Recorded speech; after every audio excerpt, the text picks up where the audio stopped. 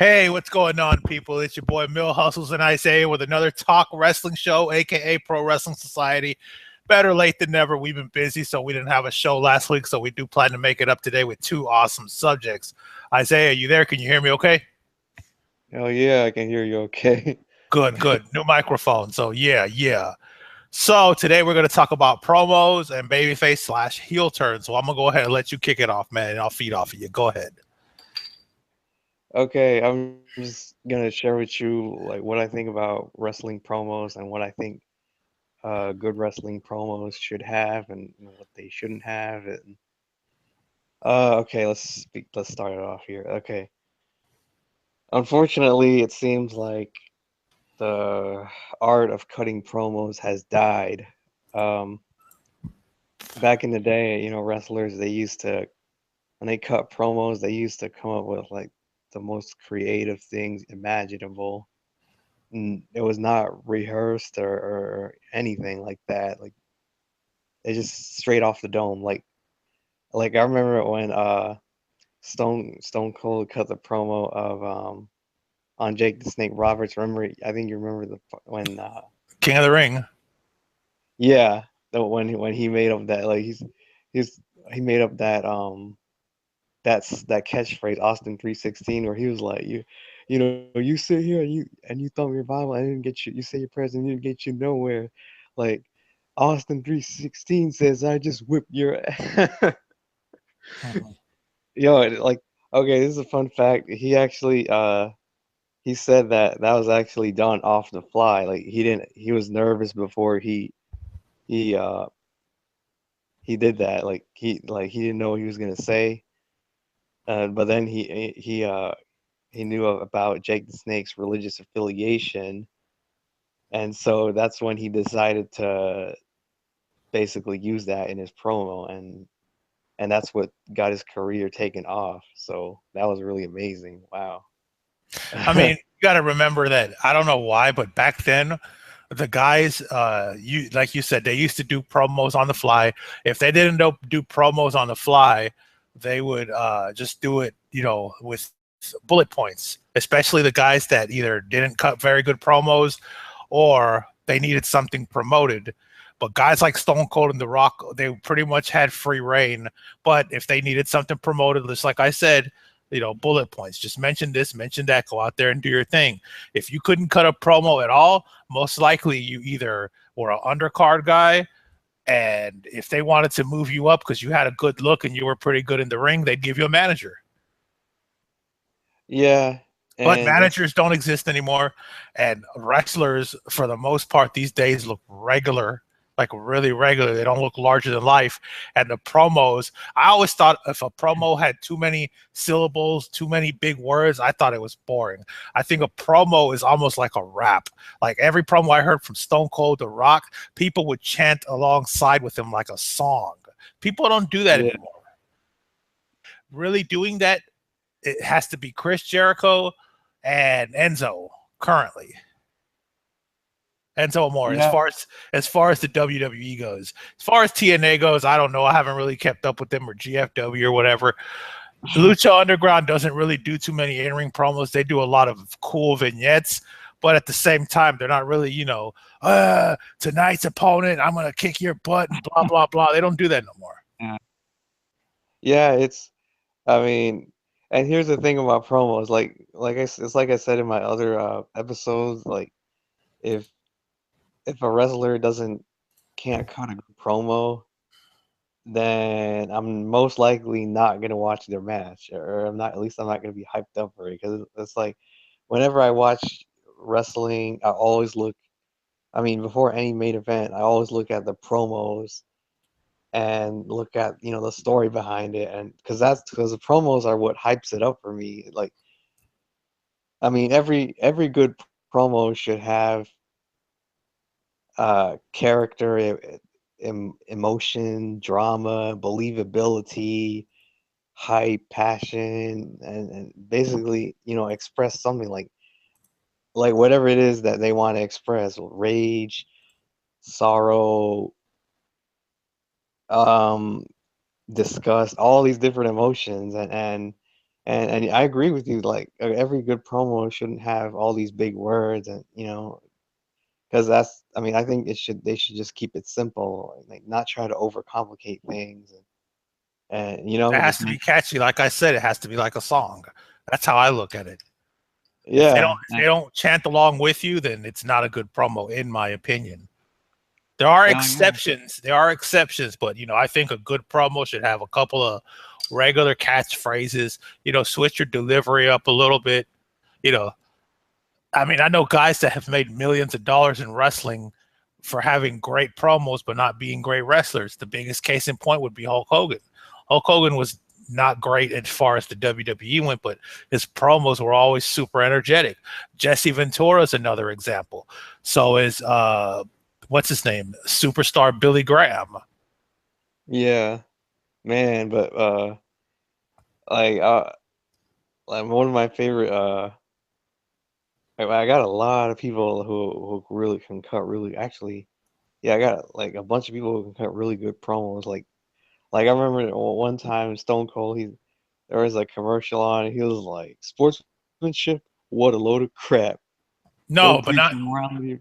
Go not ahead. only that, there's also people that don't really need to cut promos as well. We got to remember that there's wrestlers that don't need to cut promos and they're still going to be over.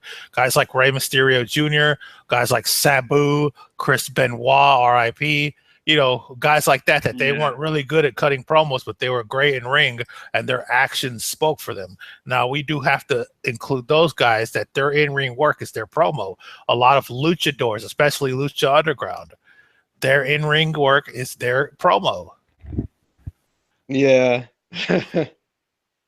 yeah, and I agree with you. Like, there's some guys out there that even though they can't cut promos for crap, they can still uh in a way get over by body language and having a character and basically using their actions. Like that's one of the things I loved about Sabu is that he didn't need to talk on the mic. All he did was just do his signature and wrestle, and that was it. He he felt like the type of guy who didn't need to say much. He I mean, just let his action speak the wheels. look at the Sandman.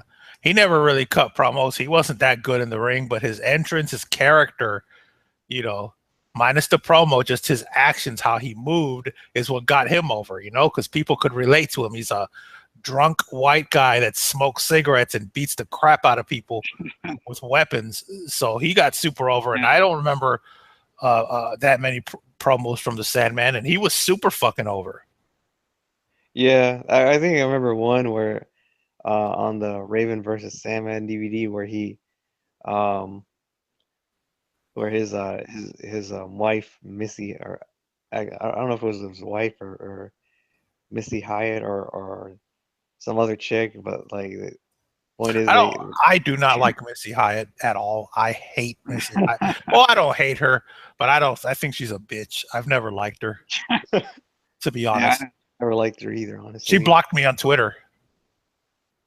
Yeah, Are she you blocked serious? me. Oh yeah, she blocked me because I kept trolling her. But and anytime I've worked an event that she was there, I completely avoided her Yeah, by as many means as possible. But I've never cared for her. I don't think she's ever done shit for wrestling. I don't remember anybody ever going to see Missy Hyatt or anyone that she managed for the fact anywhere she worked at.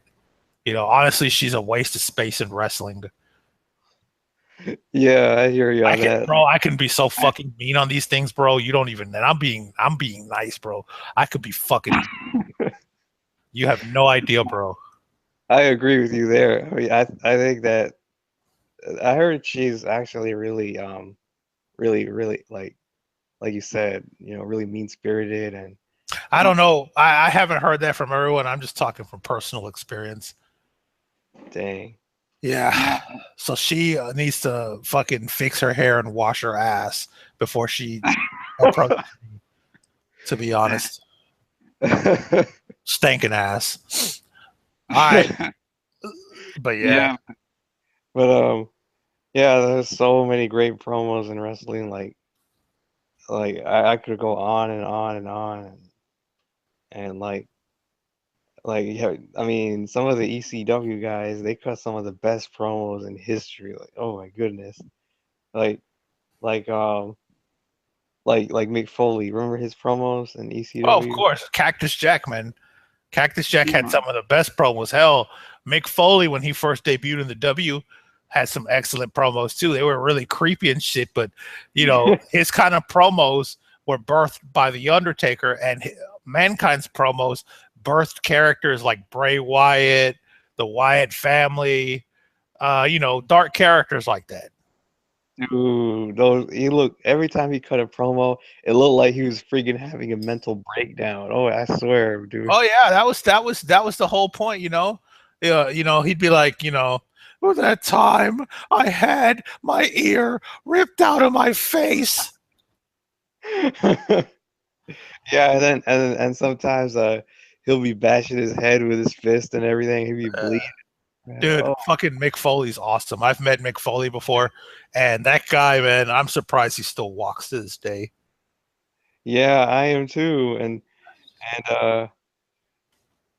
just all the stuff that he was doing Dude, and Mankind, man, you look at Mankind when he first came into the WWE, when he was in WCW, ECW, man, I never thought that he would be like the number 3 or 4 guy behind The Rock, Stone Cold, because when he was feuding or teaming with them, Mankind was fucking over. yeah. The Rock and Sock connection, super, super over. He drew money and everything, sold merchandise. He was fucking over. You look at the Attitude Era, everybody, almost all the main eventers cut great promos. Rock, Stone Cold, Undertaker, Mankind, Triple H. All of Yeah. them were fucking over, man. Yeah. You know? Yeah, I hear you. And what also made it great was how he had a catchphrase for every promo that he had, like bang Of bang. course. He had bang bang. He said right here in such and such city, things like that, man. Yeah, and that's another thing I like about promos. When he would mock The Rock, in a playful way when they were partners, when he would get him with the "it doesn't matter what you said," or how Mick Foley was saying, "It doesn't matter what you say." I don't I'm remember working. that. I I'm think I'm working on my impressions. Okay, so far I'm only pretty good at doing the Macho Man, but that's where I'm gonna leave it. yeah. See, I watched one Macho Man Dude, promo. Macho Man. Okay, I want you to watch this. Listeners, our 1.5 listeners, whoever listens to this, listen to the Macho Man's promo on Crush on the WrestleMania 10 pre-show. It's on YouTube. The guy cut a promo so flawlessly. He made it sound so easily. The guy was just absolutely amazing on the stick. Yeah. Yeah. Wow, I gotta watch that. But I mean, what sucks now is that nobody can cut a promo for crap. No, not only that though, you got to remember that one, they can't cut a promo, or two, they're too scripted, they're too overproduced to the point it makes them sound like they can't cut a promo. Yeah, I think that's another problem too. Is that nowadays, I think uh, Vince McMahon, he hands out scripts now and it's bull crap. Um, but yeah, I mean, there's some people who you could tell they can't cut promos because the way they look at the camera is just there's just no facial expressions, or if there is, they just keep it the same throughout Can the whole video, and it's can like, you can you cut a promo? I mean, yeah, I mean, I could try. I mean, I don't know if I can do it or not, I but can cut a promo easily, man. I And off the top, I can do it. Trust me, I can do it. mean, I guess I'd have to record myself doing it, but I'm pretty confident that I could do it. I don't know if I could. I mean, do it off, but basically, it shouldn't be too hard because You it. just have to practice. You have to practice. Yeah, and it's just like it's just like like rapping. Like you know how to rap, right? Absolutely. And like you know how we did with our rap battle and whatever. Yeah. And everything we went off. There's really no different. Um, but I think that unfortunately wrestlers, they just focus too much on the on the actual wrestling and not enough on the promos. Well, that's what wrestling is now. That's what everybody looks at is high spots and shit like that, you know, instead of it being a combination of wrestling, being a character, and cutting a promo. Everybody's just focused on wrestling. That's one of the reasons that I don't follow wrestling like I used to, because that's all it fucking is wrestling. That's it. Yeah. Do you think I would watch a Bruce Lee movie that had no segments, no scenes, that was just fucking karate back and forth? No. Well, if it's Bruce Lee, I might make an exception for him. Yeah, even then, I thought some of his movies were just all action and no dialogue, and I don't know if that was if I don't think that was his intention, but I think the people, the director or whoever was in charge, probably I don't know, but I see what you're saying, and that's why I just it makes wrestling um less enjoyable because promos. I remember back in the day when I watched promos, it would make me hype to watch the main event or the match or whatever because um like you've heard of seen Raven's promos, right? Yeah. Man, one of the best cutters in the freaking wrestling. I met Raven once and I asked him if I could cut a promo for him to tell me what he Yeah. thought. And what did he say? And he said I did a good job. And it Wow. wasn't nothing long. I was like, you sit there on your ass at the corner of every turnbuckle every week, and all you do is complain instead of getting your ass up and washing it for a change, fixing your goddamn hair and blaming the whole world for your problems. Well, you know what? Why don't you take care of this problem right here? Something like that. Dang. Dang, It was something simple. It was simple. I didn't mean it personally. It was just a wrestling promo. dang. But how is That's that though? great.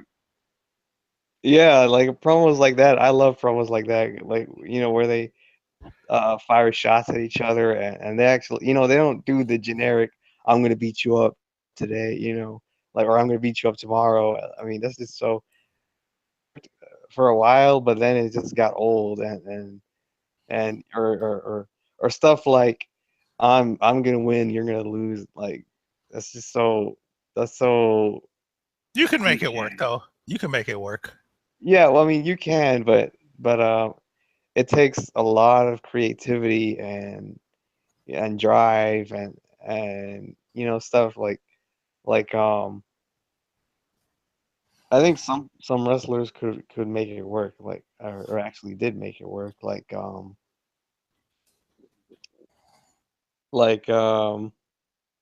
me a name, like the Undertaker. I remember back in the day. I mean, Back then, Paul Bearer used to do all his promos, and Undertaker would finish, like, close the promos with, 2 or 3 sentences, and he was good. And then when he went on his own, on and off the few times, he was cutting all his promos. Undertaker was always a good promo guy. When Undertaker was feuding with Haku and Rikishi, that was one of the best promos he ever cut after they busted him open. yeah, wow, and I mean, I didn't really. I was a fan of That's old. That's old though. This is from like 2002 or something like that. This is way long ago. like. It was one of his American Badass Angry promos. It wasn't one of his old school ones. His Rikishi, Haku, rest in peace. It wasn't nothing like that. It was you sons of bitches think that this does something to me. He actually, when he cut that promo, he sounded a little like Stone Cold. Wow. But it was a good promo. Yeah, but man, those Raven promos, man, I swear, especially in TNA when he faced before he faced Jeff Hardy at AJ Styles and Abyss, and he cut almost every promo he did was solid. Like same with ECW, he cut some of the best promos. Like like you remember the one he did with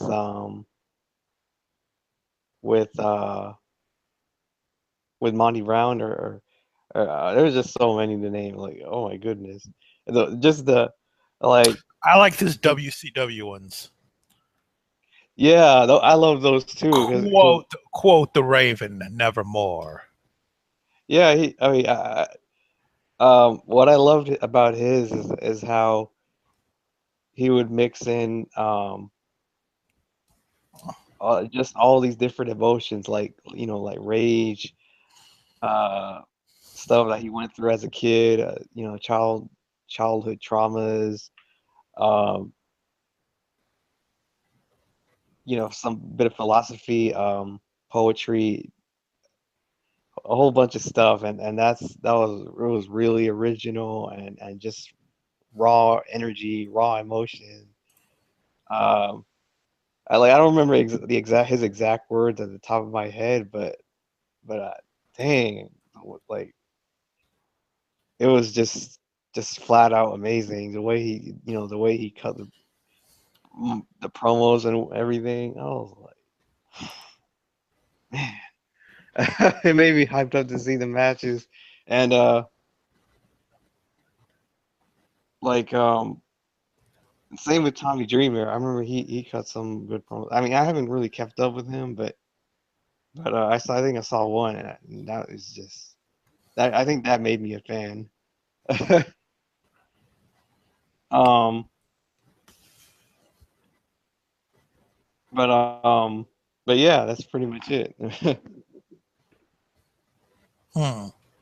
But dude, but hold on, I gotta add this one more thing. Like, okay, like I don't know if you I don't know if you watched Raven's time in TNA, but when he cut promos in TNA, it looked like he was literally about to kill somebody Mhm. with his facial expressions and whatever. He'd be like just yelling in the freaking camera and crap, and he'll be like he'll say the craziest stuff like I'm gonna rip your lungs out and then I'm gonna feed your balls and then I'm gonna do this. I was like, oh crap, this guy's off the chain. He's like he's like he's like I don't care if I'm faced with 3 to 4 guys, as long as I get the chance to stick a finger in the eye and hook it and pull their eye out, and I'm gonna blow the ambulance up, and then I'm gonna. I Right. was like, yo, that was just insane, and there's just so many promos that just were just wow. But unfortunately, um, I mean, there's a couple of people who can cut good promos, like Pentagon Jr. And but aside from that, nobody could cut promos like the wrestlers could in the past. Like that's Yeah. just point blank. So yeah, that's pretty much all I had to say on it. What about you? No, that's all I got. I already proved I can cut one. That was the All right. purpose of me talking about it. So, yep, Next subject is the heel and babyface turns doesn't work no for more. either one. It doesn't work no more. It doesn't work no more since the business is so exposed and everybody knows it's bullshit. Because that's what they've made it into is bullshit. Doesn't matter. It Yeah, doesn't. Everybody knows that the shit is all an act now. It's fucking ridiculous. I wish nobody knew it was a fucking act. That way, people we still drew money and there was still effort in writing, but nope, it's done. I agree with you. It's just really bad now. Now it seems like they don't even try. Or I think what ruins it is the fact that once like someone becomes so loved, there's just no turning back. There's no turning that person heel because it's not really going to have the same effects. Like Jeff Hardy, remember in his time at TNA, he tried to do the heel route and it didn't work because he was so used to being a babyface and the fans perceived him as a babyface that it just flopped. Mm-hmm. And same with Sting. I think he he tried going heel and it didn't work either because Again, he's been a baby face for so long and hella good at it that being a heel didn't really have that much of an impact. And and I think that's pretty. I mean, back then, I agree with you when heel and or face turns worked really well because um partially um because of kayfabe, kayfabe still being around and everybody nobody knew that it was fake. I mean, not fake. Sorry about that. I mean, choreographed or predetermined or whatever. Mhm. Um, and I remember when I was a kid, I saw Triple H. I can't remember the exact memory or what happened or whatever. It was Raw one time where he won he won something and and then he took a sledgehammer and everybody, all the fans were celebrating, and then he just bashed somebody in the head. I can't remember who it was. I think it Stone was Cold. He did that to Stone Cold once. or Shawn Michaels or somebody, and then I think it was Stone Cold. I don't. It was around the ruthless aggression era. I think. Yeah, I love Yeah, Triple H's heel turns. I would love and to. then Yeah, yeah, but you know what's and then funny? Whenever whenever Triple H was the baby face, let's say I'll give you an example. Sheamus when he was the heel and Triple H the babyface, Sheamus fucked him up. yeah. Wow. I haven't kept up with him, so I wouldn't know about that. But dang. But yeah, I remember that time when Triple H, I can't remember the exact details, but he bashed him in the head and then he bloodied him up backstage and then they were supposed to have a street fight. That was brutal.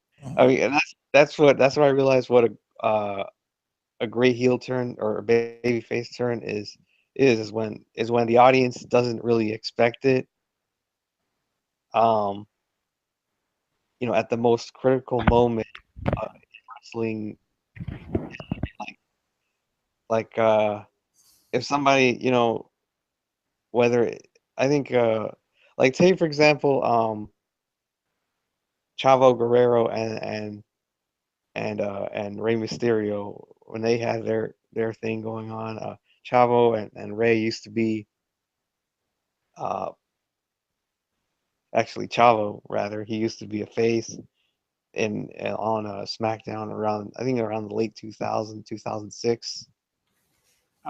Shortly after Eddie Guerrero passed away, Chavo was cool with Ray using his spotlight and whatever.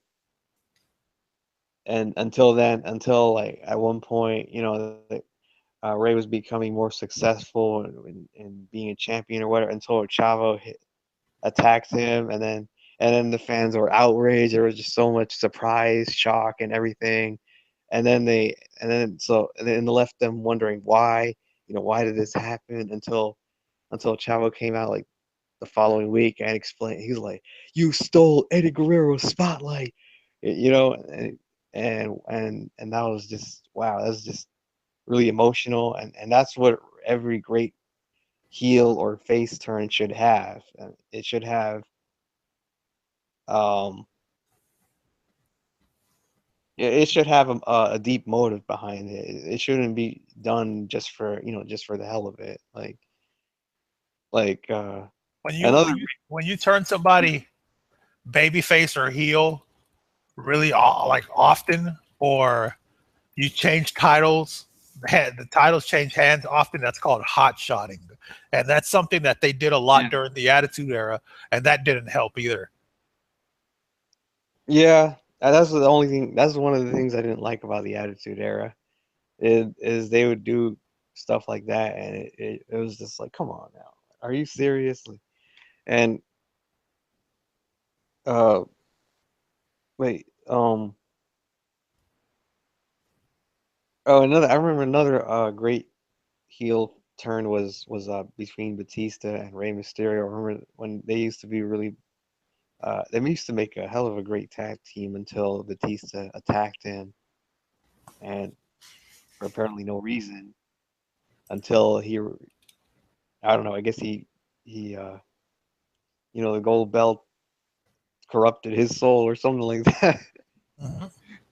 I don't remember. I had to watch that again, but There's all wow, that was types of promos. Like I can do one about stabbing someone in the back, a heel turn, and be like, the reason that I'm acting like I just had a match. The reason that I hit Isaiah with the chair during our match, even though we were tag team partners, was because I became obsessed with being champion. And I told myself when I looked in the mirror, I will not stop until I am at the top of the mountain. And I'm sorry, Isaiah, but you were in the way. I know we were friends, but I had to do it. I hope you understand. You have a nice night, whoever I'm getting interviewed by. yeah. Yeah, that was really, really good.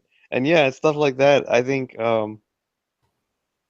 it could really, really help develop a storyline and actually make a really, really potentially really, really good match. And now it's the art of doing that is just gone, at least in the WWE. Now they do it to, I don't know why they do it now. It's just some stupid reason, like just to save somebody's career, or it just doesn't mean anything anymore, unfortunately. Uh, um, but yeah, I mean, I feel like every wrestler, um, as long if they haven't gone down too deep into a heel or face role, mm, it could probably work. You know, if they keep a balance between being a baby face or a heel, but sometimes it just doesn't work because of the person's character. You know, like Jeff Hardy, he's been established so much as a face that when he became a heel, it just didn't have the same effect because the fans loved him so much that they just didn't care anymore. But Yeah. yeah, but it can definitely work, and it can bring some shocking uh emotions, and a whole bunch of stuff like anger, sadness, a whole bunch, and that's what all those things are what make great heel babyface turns. But but yeah, I mean, now it's terrible. Yeah. But you got anything else to say about Nope. I'm fresh out of words, man. it? Yeah, well, that's pretty much all I had to say on those topics. So, anything else you want to add, or? I think that's it, man. I guess we're cutting it short tonight, huh? Yep. And before I go, a final word: Roman is still a better wrestler than John Cena. We're gonna have to debate that like maybe 2 weeks from now or You know whenever what? we. We'll take 5 minutes right now and do a mini debate. You tell me why I'm wrong. Okay. Number one, Roman Reigns has a crappy character. Okay. Like, I remember one time he was jerking his fist off, or something he was Okay. saying. What the hell were you watching?